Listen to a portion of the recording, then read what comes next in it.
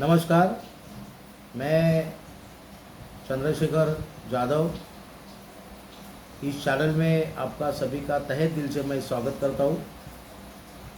आपको पता है कि आज का दिन यानी 9 जनवरी, ये दिन इस देश की शिक्षण तज्ञ समाज सेविका फातिमा बी शेख इनका जन्मदिन है।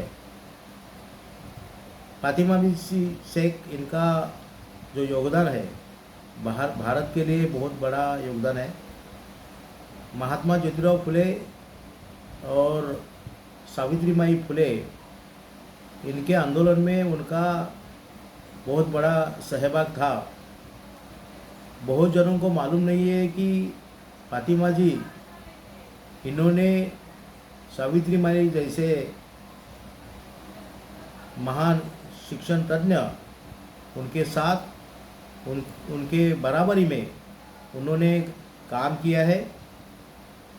और जब ज्योतिराव फुले और सावित्रीबाई फुले इनकी मूवमेंट में वो अग्रणी शिक्षिका रह चुकी है, इनका जन्म ये सावित्रीबाई फुले जिनके जन्म के 7 दिन बाद में हुआ है। मतलब सावित्रीबाई फुले इनका जन्म 3 जनवरी 1831 और फातिमा जी इनका जन्म 9 जनवरी 1831 ऐसा है।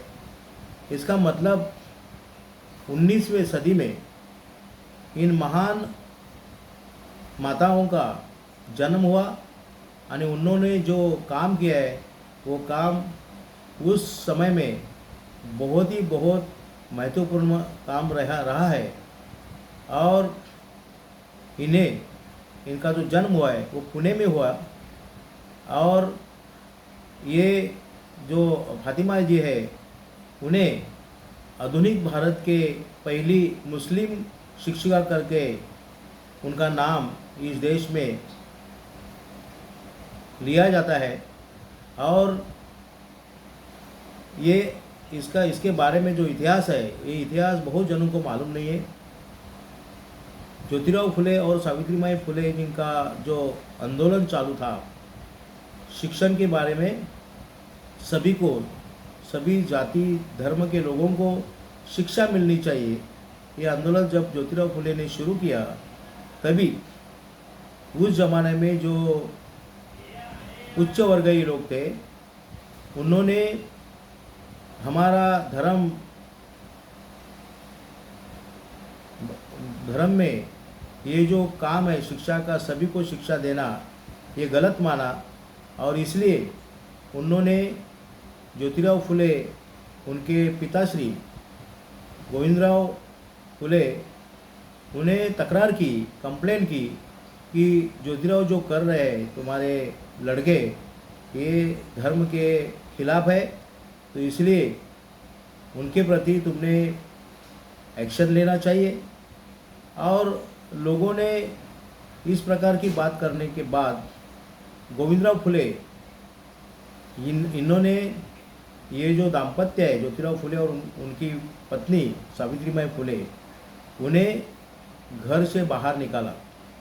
अभी इस महान कार्य के लिए घर से बाहर निकालना ये आज हमें ये मंजूर नहीं है, लेकिन तभी की व्यवस्था ये बहुत गलत तरीके से जा रही थी।